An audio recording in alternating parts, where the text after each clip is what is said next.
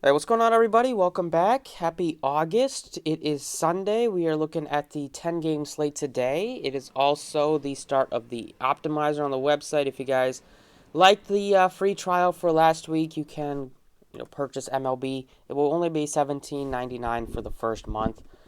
So you get 30 days access to the optimizer, where you can utilize the projections here, ownerships. They will be adjusted as the lineups come out and closer to lock. But you can also upload your own data if you use some other optimizer tool. You can utilize these rules like max player exposure, randomness. You can also adjust the max player exposure here by double clicking. You can insert randomness here by double clicking. You can utilize team stacks similar to some of these other optimizers you see, position stacks. Probably more useful for football, but also you can use it for baseball if you wanted to. And then you can put players into groups and kind of include and exclude groups as you wish. So if you're interested, go to the home page. You can go to weekly and season and purchase it if you like. But otherwise, let's get into the video. So as always, appreciate if you guys hit the like button, subscribe if you haven't already.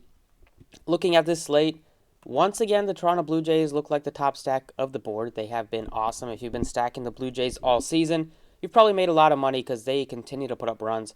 Going back to Toronto has helped them. They put up a ton of runs the last couple games that they've been there. Going up against Brad Keller, who's been awful this year. Expect the Blue Jays to put up another nice total today. They are my favorite stack on the board. Other stacks to consider are the Chicago White Sox against Cal Quantrill, especially some of the cheaper guys. Now that they got Cesar Hernandez there, $3,500 looks nice and cheap. You can go Andrew Vaughn in the outfield, Gavin Sheets, Goodwin. They're all nicely priced. You can look to some of these Seattle guys against Foltzy, like Mitch Haniger, cheap catcher, and Raleigh if he's batting fifth. Looks pretty affordable. And then I think you can also look to the Detroit Tigers against Spencer Watkins. Guys like Akil Baddoo, Grossman, Miggy, Scope, Candelario make for a nice five-man stack. I really rarely get to Haas just because he's so expensive at catcher, but he continues to hit home runs. So if you needed to, or you wanted to pay up for him, I definitely could not fault you for that. Pitching-wise today, we have a couple of top-end guys, not a ton. Basically looking at Charlie Morton as your most expensive pitcher. He's facing off against a very good Milwaukee team. Looking at the Milwaukee lineup, you wouldn't expect them to put up a ton of runs, but they continue to do that. They lost last night, but I don't know if I want to pay $10K for Charlie Morton on a slate where I want to get to some of these Toronto bats, and they are very expensive. So I think you can easily go cheaper at pitcher today. A couple of guys really look appealing, starting with Jose Barrios, who we initially wanted to go to a couple days ago, but then he got traded at the trade deadline. The Blue Jays gave up an absolute haul from him. They gave up two out of their top five prospects for Barrios, so they need him to pitch well. They have him for a year and a half, so it's not just a rental. They have him for next year too, but that is a lot to go for Barrios, who's still been very good this year, but they're giving up. They gave up more than like the Nats got for Scherzer and Turner. But Barrios going up against the Royals, they have a sub-4 total. He's at home. He's going to be excited. Might have a little bit of nerves pitching in Toronto and for the first time. But Barrios is still nicely priced, 86, and I do like him, especially guys more than like Wainwright, Alzolay, Alcantara. So give me Barrios at that price tag. And then I think you can go to Jordan Montgomery. If you wanted to at $7,400, maybe you can go to Kyle Gibson as well. He's only $6,900 if you wanted to go even cheaper. Been very good so far for the Texas Rangers. Then he got traded to the Phillies at the deadline. Maybe we can go with, if you wanted to save like $500, you can go with Gibson instead. But Montgomery is really right there, similarly priced. Good matchup against the Marlins. Both of these guys have good matchups, but Montgomery has shown a lot more strikeout upside, so that is, well, at least a little bit more strikeout upside. That's the reason why I kind of side to him. And then if you needed to go even cheaper, maybe Marco Gonzalez at only 65 makes sense as a tournament option, but he has not been super consistent this year. So moving on to the bats at first base, let's go with a guy that's been red hot for his new team. He still continues to be super cheap on DraftKings, and that's Anthony Rizzo, who is only $3,900. He has 4 hits in the first 2 games in a Yankees uniform, 2 home runs, got 3 walks in those 2 games, hasn't struck out yet. He's been awesome so far for the Yankees. Overall in the season, 16 home runs, but expect him to do a lot of damage here. Maybe not this ballpark, but he has already hit 2 bombs this series, but especially when they get back to New York, that short porch will look nice for Rizzo. Expect him to hit a lot of home runs for the rest of the season. And $3,900 for a guy that's been really good so far. Alcantara's been pretty solid pitcher, but just 39 for Rizzo is nicely priced.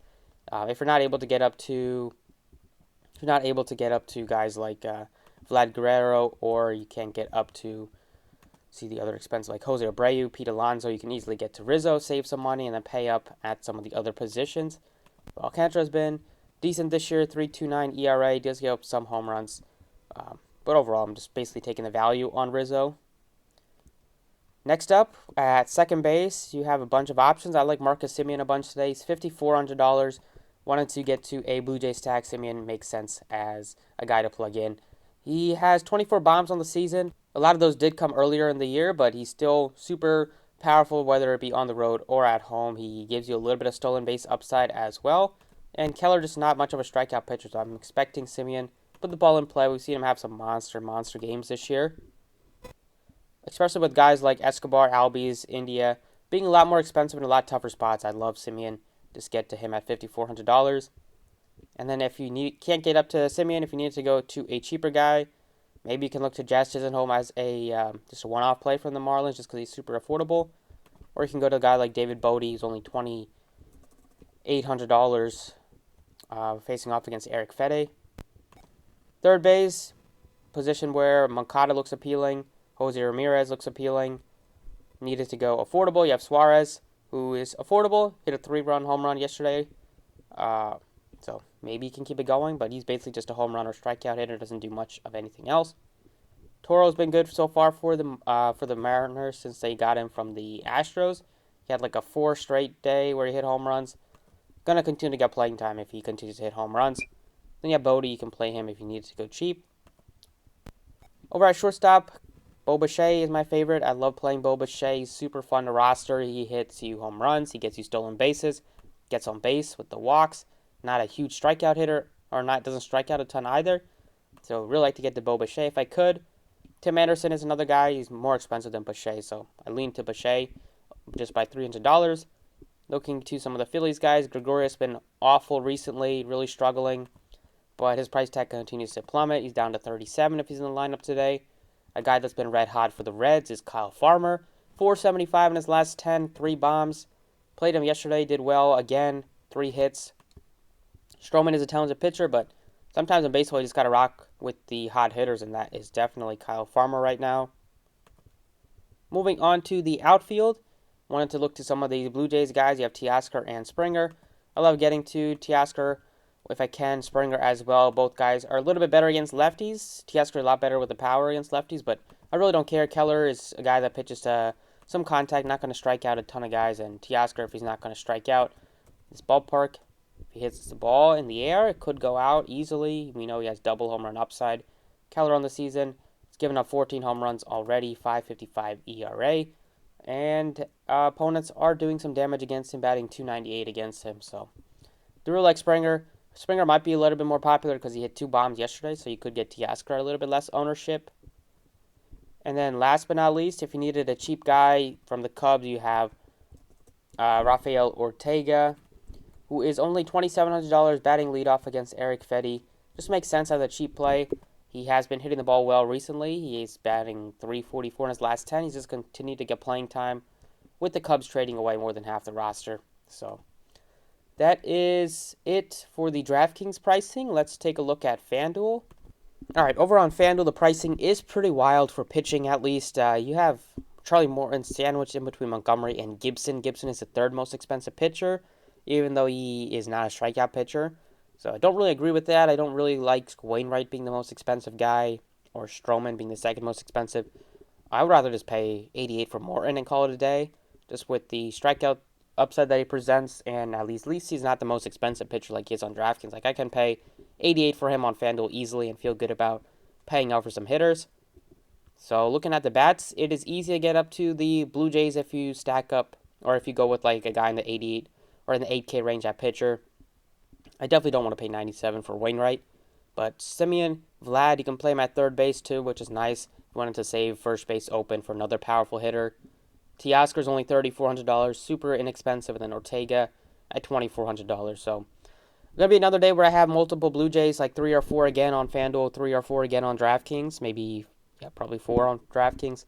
But that is it for the day. Thank you for watching. Best of luck today. You can check out the optimizer if you wanted to join or if you wanted to get a other pass. It's all available on the website. Thanks for the support, and I'll see you all next time.